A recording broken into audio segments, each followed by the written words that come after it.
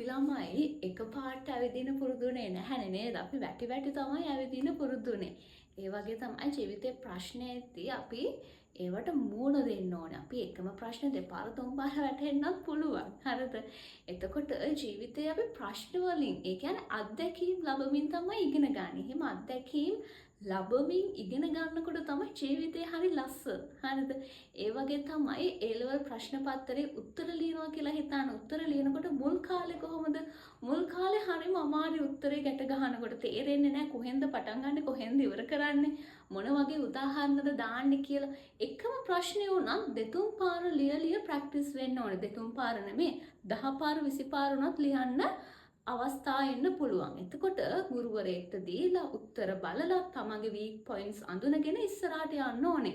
එහෙම නැත්නම් අපිට මේ වැඩේ ගොඩ දා ගන්න නම් ලේසි වෙන්නේ නැහැ. මොකද පුතේ තියරි විතරක් ඉගෙන ගත්තා කියලා අපිට A level වල විභාගෙ ජය ගන්න බෑ.